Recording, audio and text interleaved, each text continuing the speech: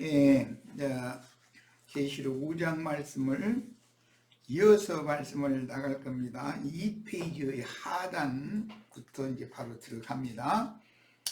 계시록 5장에서는 앞의 4장에서 계시하신 이상을 역사상에 실현하실 하나님 마음에 감추신 비밀스러운 경륜을 기록하여 7인으로 인봉한 책인 성경, 특히 작은 책인 계시록 말씀을 열어서 가르칠 랍비이신 그 그리스도를 계시합니다. 문서를 작성하고 인을 쳐서 비밀리에 보관하고 꼭 그 내용을 전달받거나 알아야만 그 사명을 완수할 수 있는 누군가에게 왕명을 전달하는 그런 방법은 고대에 왕이 어떤 비밀 문서를 작성을 해가지고 인봉을 해서 전달자는 볼 수 없고 그 수신자 받는 사람만 볼 수 있도록 해서 7인을 치는 것이 이제 고대의 특징이었어요. 왕명이라는 것은 아무나 함부로 열어볼 수 없다는 것이 이제 고대 사회. 그게 열왕기상 21장이든가 거기 보면은 그 아합의 아내 이세벨이 비밀 문서를 장로들에게 이렇게 써가지고 인을 쳐가지고서 보냈잖아요. 그런 것과 같아요. 그 왕의 비밀 특별한 명령이다라는 거죠. 그런 경우 문서를 인봉을 하는 거예요. 그 다음에 사람의 신분, 종의 신분이냐 자유자의 신분이냐가 이제 주된 것인데, 고대에는 그 계급적인 신분 차이가 있었기 때문에 신분이나 재산 등을 이제 무르기 하는 경우에 문서를 작성하고 보증인들, 증인들과 함께 인을 치는 거예요. 적어도 7명이 쳐야 되는, 당사자 중에 5명 이상 인을 쳐야만 7인이 되겠죠. 이렇게 했었어요. 그 다음에 그런 경우는 이제 룻기에 나오죠. 보아스가 베들레헴의 장로들을 초대를 해가지고 너희가 내가 지금 룻을 이렇게 나오미에게 유전된 그 기업 밭을 누르기 위하여, 그러려면 당연히 그 나오미의 아들이 이제 허락을 받아야 되는데 아들은 죽었으니까 며느리와 내가 혼인을 해가지고 그 밭을 무리는 것의 실현을 해야 된다. 그럼 너희가 좀 보증을 서다고 해가지고 장로들과 함께 인을 치는 얘기가 나와요. 그 다음에 토지, 가옥 등의 그 재산을 매매할 때 예레미야 32장에 보면 자기 조카든가 사촌이든가의 그 기업을 이제 갑자기 사게 됐죠. 그때 문서를 작성을 해가지고 인을 쳐서 같이 갖고 보증인들을 대표하는 한 사람이 또 한 분을 가지고 있도록 그렇게 했어요. 자, 이런 것들은 이제 현대 사회에는 그 사람의 신분을 확인하기 위하여, 예를 들어서 동사무소에 가서 그 동장 명의로 되어 있는 직인이 찍힌 주민등록 등본이나 초본 이런 것을 발급을 받으면 그 동장 명의로 이 사람은 위에 기록한 이런 사실과 틀림이 없다는 사실을 보증한다 이렇게 해놓고 도장을 찍어서 내주잖아요. 그런 것과 같은 거예요. 자,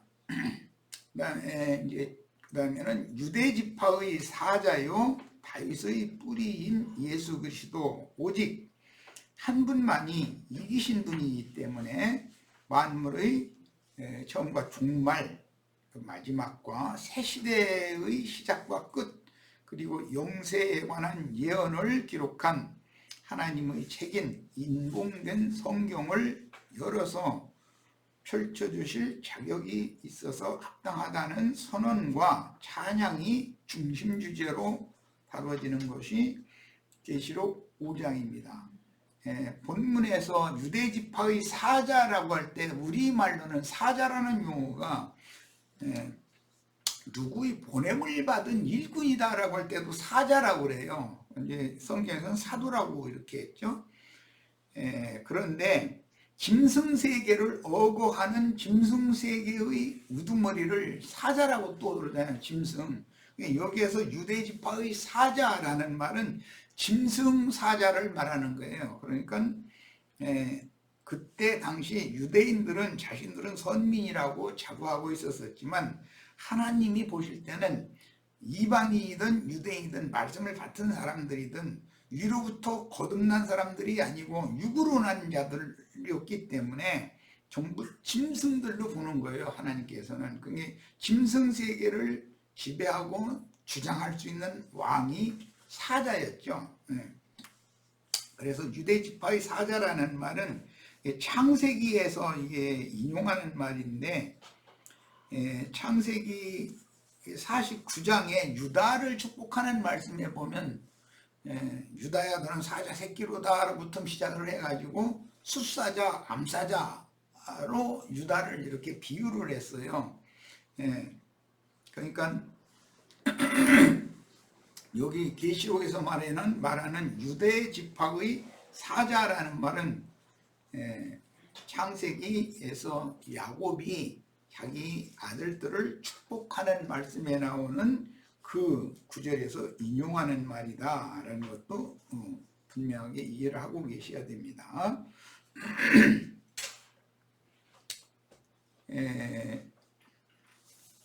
여기서 좀 첨언할 필요가 있는 거는 여자가 난 자가 어떻게 깨끗하다 하겠느냐, 그 욥기에 보면 그런 말이 나오고, 여자 즉 어머니의 태로부터 난 자기는 티끌을 인생이 지나지 않는다, 흙을 뭉쳐서 지어주신 거 아니냐, 이런 식으로 이제 욥기에 설명을 했어요. 그런데 예수님이 이 땅에 오셨을 때 침례사역자 요한 보고 여자가 난 자 중에서는 그보다 더 큰 자가 없다. 그러나 천국에서는 지극히 작은 자라도 그보다 더 크다. 이렇게 말씀을 하신 적이 있고, 예수님이 십자가에서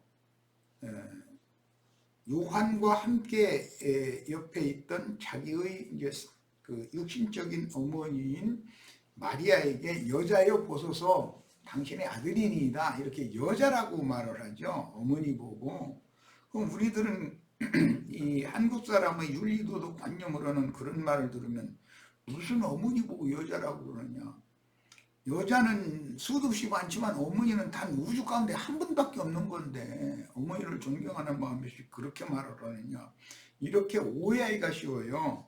근데 이건 영적 표현이기 때문에 여자로부터 난다라는 것은 마리아가 육신의 예수, 육으로 난 것은 육이단 말이에요.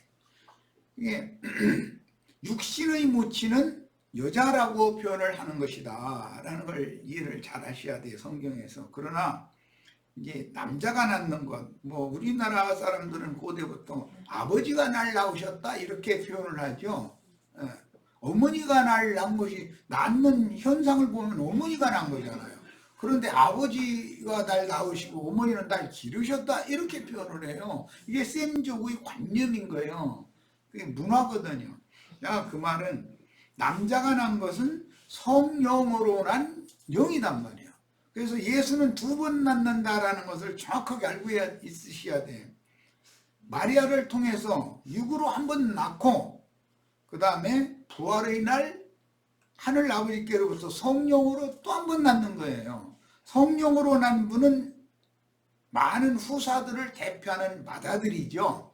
이런 그 개념을 잘 이해를 하시기를 바랍니다. 결론적으로 이제 갈라디아 4장에 보면 종의 어머니인 여자 하갈 얘기가 나요. 이스마엘의 모친이죠. 또 자유자의 어머니인 이삭의 어머니 사라 얘기가 나와요. 그리고 계시록에 가면 많은 물 위에 앉은 큰 음녀라고 하는 여자가 나오고, 계시록 12장에는 해를 입은 한 이적의 여자 이야기가 나와요. 항상 성경에는 두 여자가 계속해서 대비되고 있다. 이런 거에 대해서도 밝은 이해가 있으셔야 됩니다. 자, 계시록은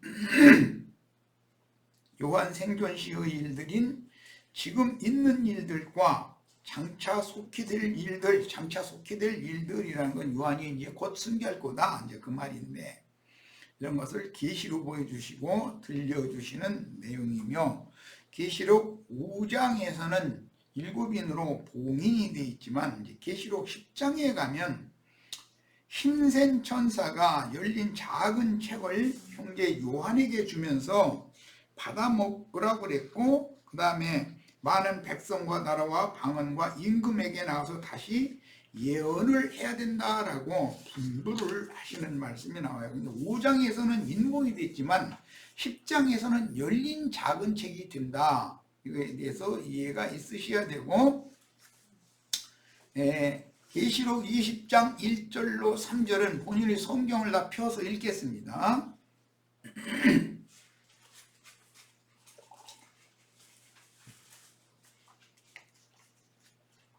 그 인봉된 책을 뗄 수 있는 분은 힘센 천사여야 된다는 거예요.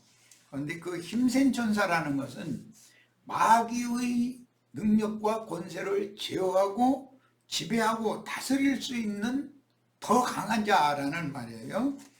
자, 계시록 20장 1절로 3절 다 찾으셨죠? 또 봄에 내가 봄에 천사가 무저갱의 열쇠와 큰 쇠사슬을 그의 손에 가지고 하늘로부터 내려와서 용을 잡으니, 용을 잡을 수 있는 천사는 용보다도 힘이 더 세야 되잖아요. 바알세불 마귀보다도 예수님이 더 강한 자잖아요. 그런 것을 염두에 두셔야 돼요. 곧 그 용을 설명할 때 곧 옛 뱀이요 마귀요 사탄이라 잡아서 1000년 동안 결박하여 무저갱에 던져놓고 잠그고 그 후에 인봉하여. 인봉을 하는데 성경책을 인봉했던 얘기도 있지만 무저갱을 인봉하는 얘기도 나온다는 거예요. 1000년이 차도록 다시는 만국을 유혹하지 못하게 하였는데 그 후에는 반드시 잠깐 노일이라 그랬어요. 자, 우리들의 구속과 구원을 위해서 옛 뱀 크고 붉은 용인 마귀 사탄을 필요대로 임의대로 쓰시다가 그 용을 결박해서 필요한 때가 되면 무저갱에 가두고, 또 필요한 때가 되면 잠시 풀려나서 활동하도록 허락하시고, 이렇게 임의로 제어하고 다스릴 수 있는 힘을 가진 천사는 말씀의 보내심을 받고 인자로서 사명을 완수하신 예수 그리스도의 성령, 그 영이다. 그러니까 그 영이신 주님은 사망과 음부의 열쇠를 가진 참 하나님인 조물주라는 사실을 계시록 1장 18절에 이미 얘기했어요. 나 예수는 사망과 음부의 열쇠를 가졌다라고 이미 말씀하셨어요. 그러니까 사망과 음부의 불구덩이를 주장하고 지배하는 권세는 마귀가 가지고 있지만, 실제는 마귀 자체를 제어하고 주장하고 다스릴 권세가 있는 분은 예수 그리스도다라는 것을 성경이 계속 증거한다는 거예요. 자, 그러므로 만물의 마지막에 대한 하나님의 경륜의 계시들을 기록하신 봉인되었던 작은 책을 열어서 먼저 요한에게 주시고, 요한의 사후에는 이제 요한에게 지금 있는 일과 장차 속히 될 일 두 가지를 말씀하셨는데, 지금 있는 일은 요한이 지금 하나님 말씀을 맡은 것을 증거하다가 박해를 받아서 반모섬에 유배당한 그 상태죠. 그런데 장래 속히 될 일이라는 것은 네가 곧 대언의 말씀, 작은 책의 말씀을 다시 예언을 하는 사명을 수행하다가 너는 그 일로 인해서 곧 순교당할 거다. 그러니까 속히 될 일이 또 있다는 거예요. 이 두 가지를 잘 기억을 하셔야 돼요. 이걸 내가 지금 강조하는 것은 계시록은 순교자들의 수가 차야 하나님의 경륜에 따른 교회 추수가 종결되고 그 1000년 동안 새 세계를 경영을 하시고 하는 하나님의 하시는 그 비밀한 일이 진행되는 순서에 따라서 계시록이 기록이 되고 있기 때문에 그것을 이해하기 위해서는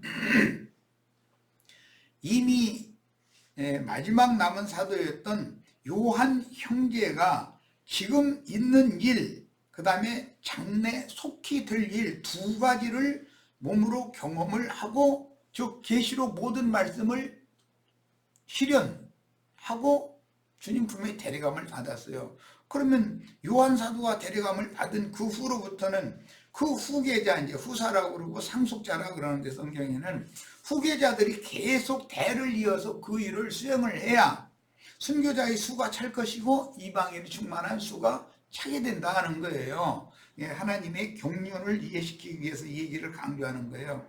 그런데 이런 문제를, 이렇게 중요한 문제를 깨닫지 못하고 교만해진, 성경줄이나 읽어가지고 영적으로 깨달았다 하는 사람들, 영적 있었지만 사실은 그게 마귀의 사자들이거든요. 영지주의자들이라고 그러죠. 그런 자들이 오늘날 나타나가지고, 물론 매 세대 그런 자들이 있었지만, 나는 그러라 하는 자들은 매 세대 있었지만 오늘날도 마찬가지로 나는 그러라, 뭐 나는 재림 메시아다, 내가 또 다른 보혜사 성령이다, 뭐 내가 바로 오리라 한 그 인자다 등등 여러 가지, 내가 두증인이다, 뭐 하여튼 여러 가지의 그런 미혹하는 말로, 그런데 그 사람들이 좀 그럴싸한 말을 하는 것이 있단 말이에요. 그래서 어린 아이들을 요동하게 하고 미혹해가지고, 택하신 자들을 미혹해가지고 전부 가라지 단에다가, 택하신 자들인데도 가라지 단에다가 딱 묶어가지고 영영한 불못으로 들어가게 할 수가 있다는 거예요. 이런 거에 대해서는 진리를 옳게 분별하는 지식을 다 갖춰야죠. 가르치는 사람이 이만큼 중요한 것이고.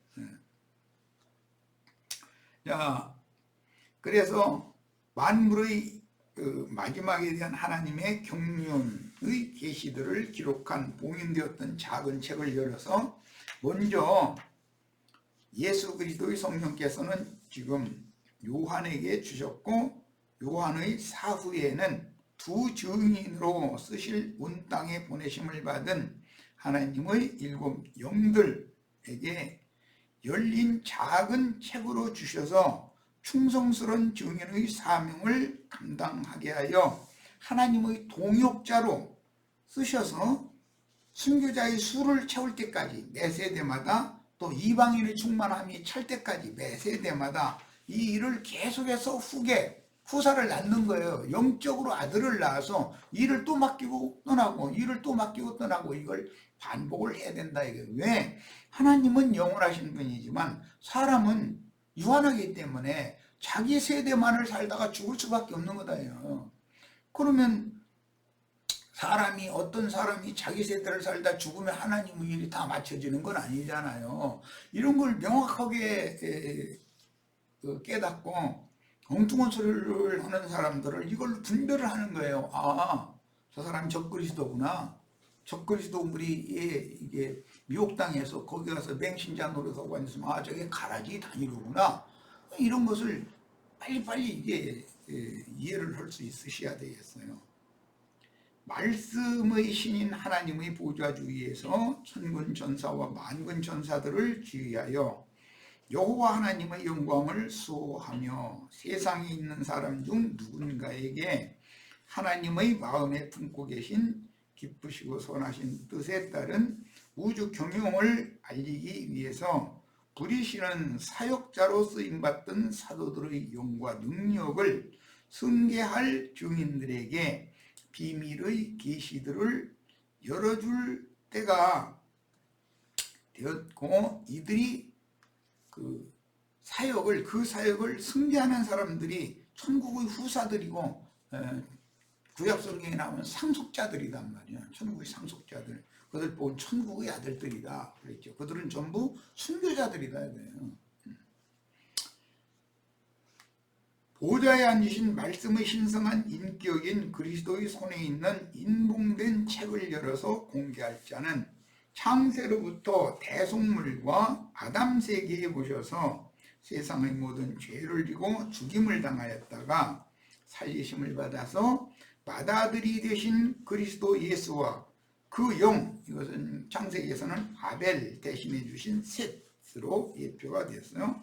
외에는 이 인봉된 책을 펼 자가 없는 거예요. 인자 예수께서 로고스 말씀이신 아버지께 맡겼던 계시, 아버지께서 인자 예수에게 맡겼던 그 계시들은 생전에 다 열어서 증거하실 수가 없었던 것은 듣는 자들인 제자들의 귀가 주님이 원하시는 그런 수준에 이르지 못했었기 때문에 다 말씀하시지를 않았던 거예요. 그랬다가 진리의 성령이 오셔서 다시 같은 말씀에 대한 의미와 뜻을 자신의 신앙생활의 체험을 통해서 말씀하시는 거예요. 이제 인자 예수께서 하신 말씀은 말로 들려주신 것이죠. 성령의 말씀이라는 것은 말씀이 육신이 되는 삶의 체험을 이제 시켜주신 거잖아요. 그때 주님께서 이런 말씀하셨던 것이 이것을 말하구나 라는 것을 그때는 영적 지각을 사용하는 알므로 알게 된다 이거예요. 그것을 생명의 체험이다 그래요. 그러니까 이렇게 아는 두 단계의 과정이 반드시 있어요. 지금 이제 나도 우리 이 말씀을 듣는 지체들에게 말씀을 증거를 해요. 그럼 귀로만 듣는 하나님을 가르쳐 주는 거예요.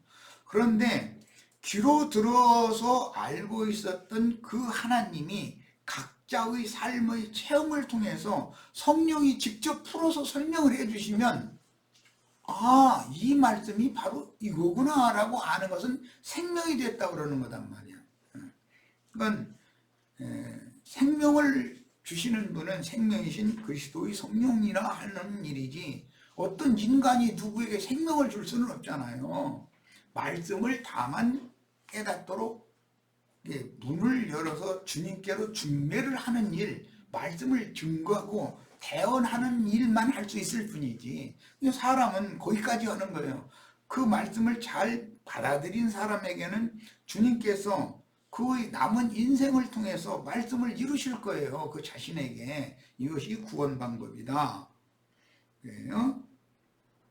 아시아에 있는 7교회로 상징되는 온 지구상의 모든 교회에게 말씀하시되 그 영께서는 7교회의 사자들을 통해서 두 번째 편지글로 이방인의 교회 시대에 형제 요한의 생전과 장차 속히 될 일, 그 요한이 사역을 마치고 순교하여 죽은 다음에 천당이라는 데로 가는 게 아니라 음부의 낙원으로 데려감을 받아서 거기에서 주 안에서 쉬는 거예요. 안식에 들어가는 거예요. 잔다고도 표현하죠. 그래서 그 생전 현재 지금 있는 일과 장차 속히 될 일을 계시의 말씀으로 요한을 통해서 후대에게 또 남겨주셨다 이거예요. 그 말씀을 대대로 이어받은 사람을 하나님의 천국의 아들 또는 하나님의 후사들이라 이렇게 말을 하는 거예요. 이게 해를 입은 여자가 낳은 남자라고 성경에 이제 완성적인 기록이 나오는 거예요.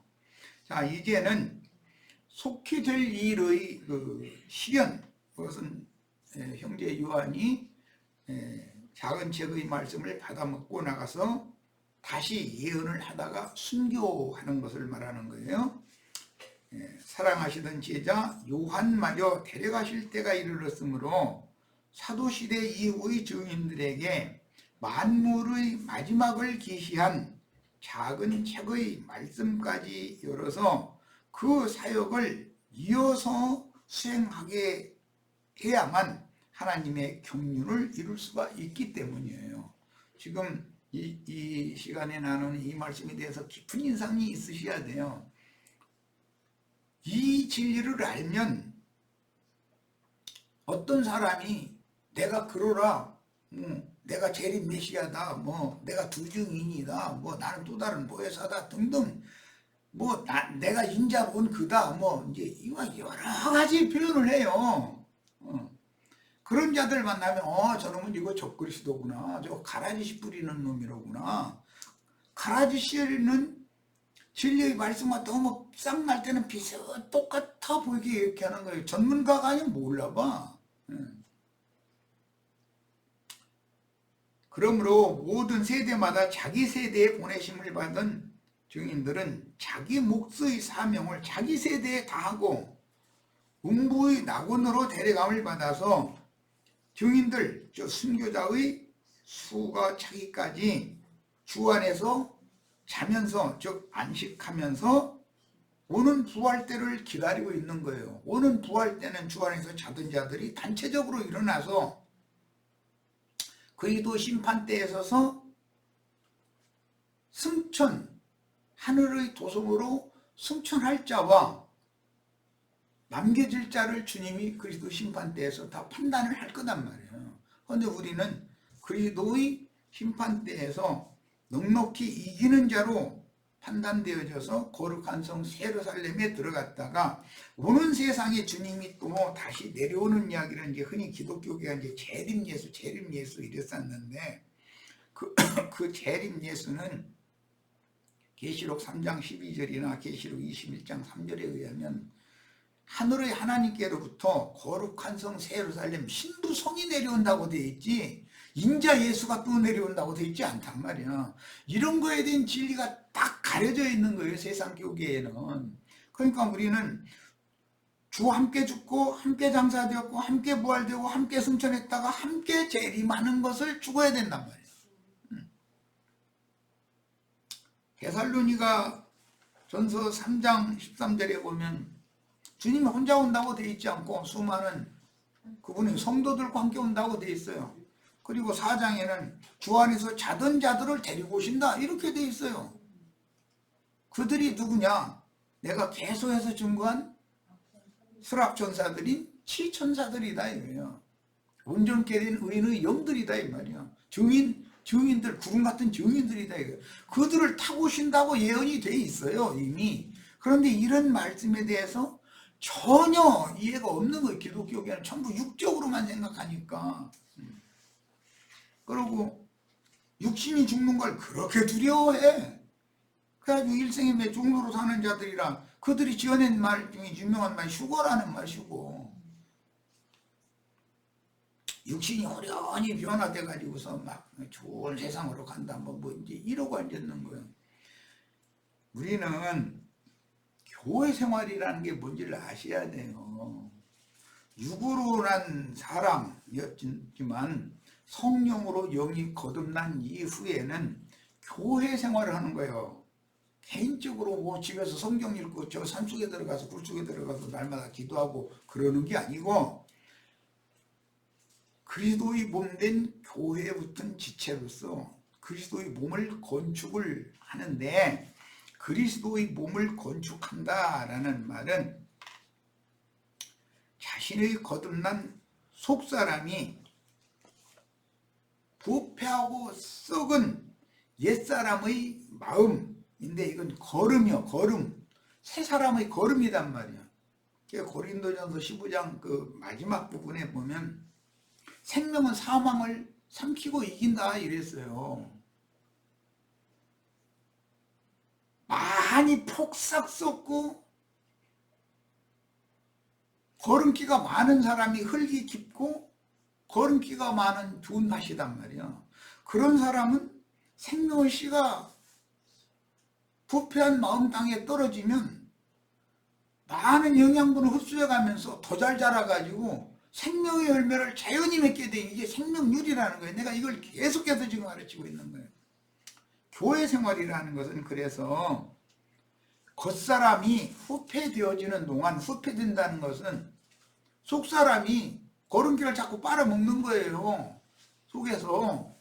그러면 겉사람이 후패되어지고 낡아지고 무너져가는 동안 속사람은 위로부터 오는 신령한 처소인 영의 몸으로 지금 자꾸 덧입혀지는 생활을 하는 것이 교회 생활이다 이거예요.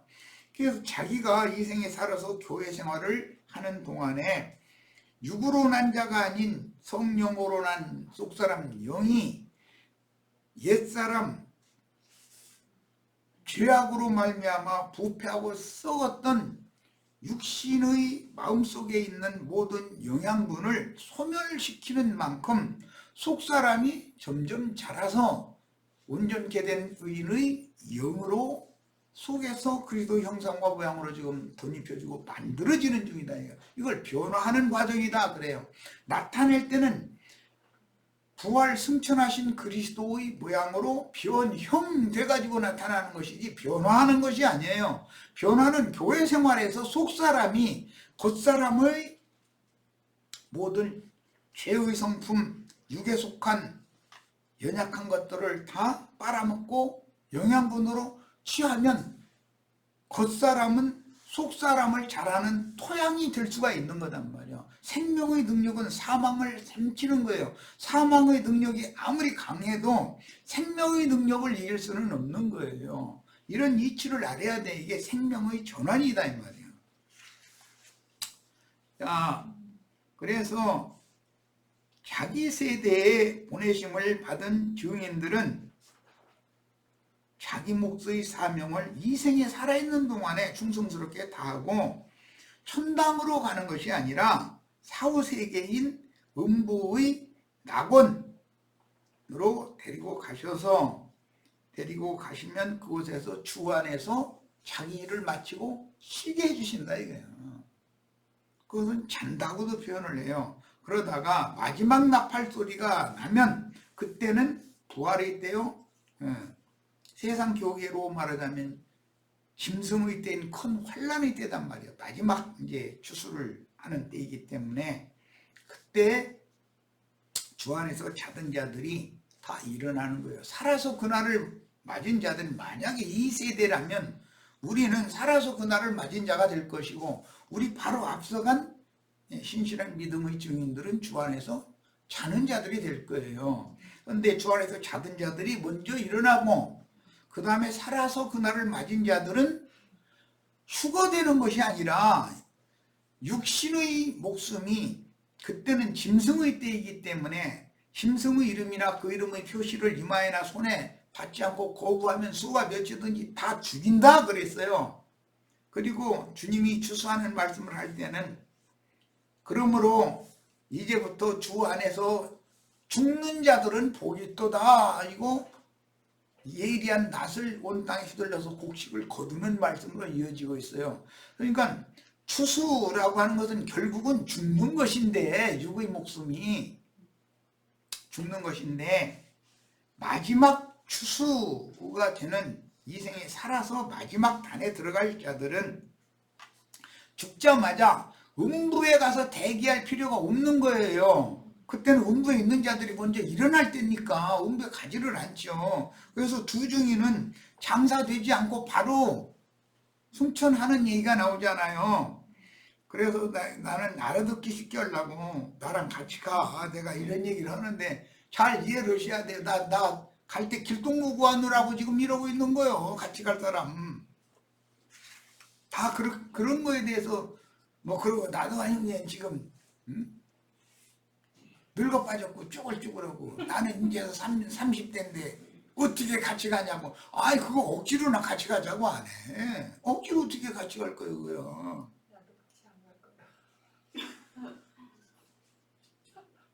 자 주님께서 순서를 다 정해서 데려가실 거니까 그것도 걱정할 것 없어.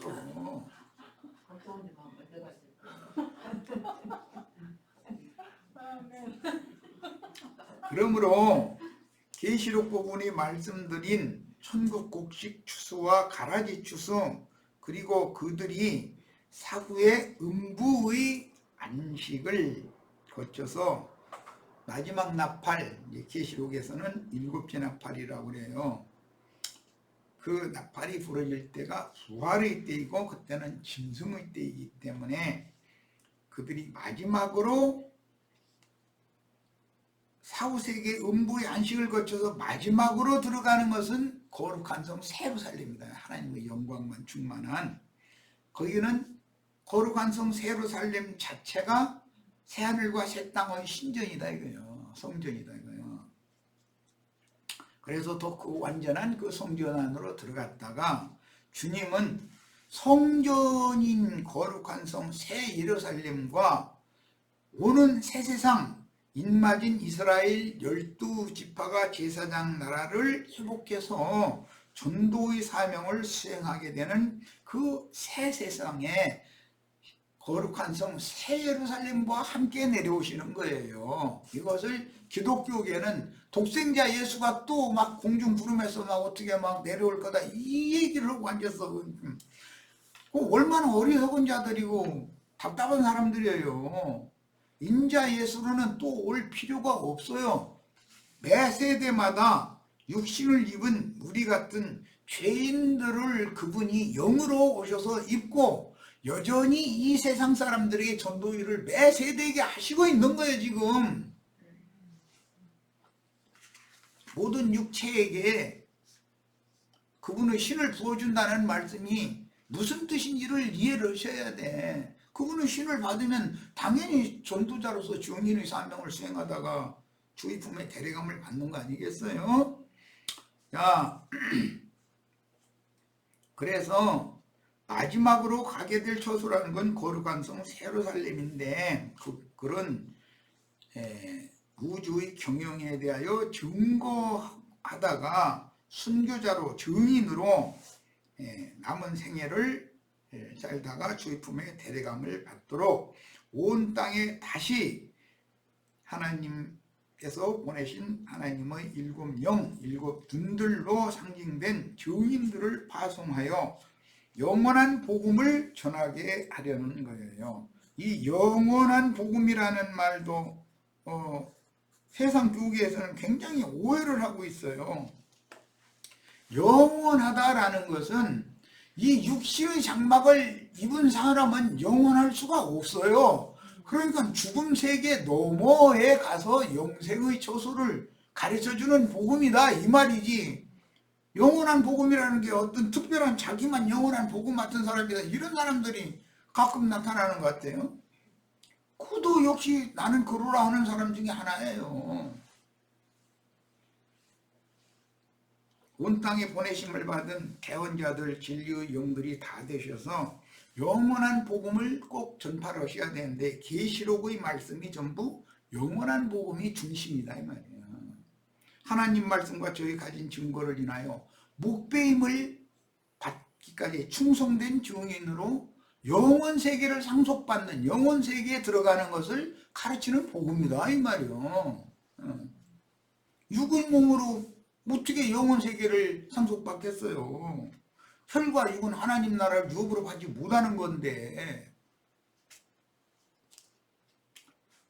그러므로 계시록 6장부터는 5장에서 열어주신 작은 책의 내용을 개봉하는 순서로 기록하였는데 이제 계시록을 보면은 장들이 모두 다 일반적으로 일관되게 순서에 맞춰서만 기록된 것은 아니고 어디까지 한 단락을 쭉 나가고 나서 그 다음에 또 소급해서 그 이미 나간 단락의 어떤 부분을 다시 설명을 하고 더 나가는 말씀으로 이렇게 연결을 하는 부위가 삽입장이라고 흔히 말하죠. 이런 부분들이 들어있어요. 그래서 계시록을 읽을 때는 이 이어나가던 말씀을 어디에서 어디까지 1단락을 지어서 쭉 말씀 이어나가다가 다음 단락으로 바로 이어지지 않고 이미 하신 말씀을 좀 더 추가하고 설명을 한 다음에 연결을 하는 경우가 있어요. 이런 것도 자세히 살펴볼 수 있도록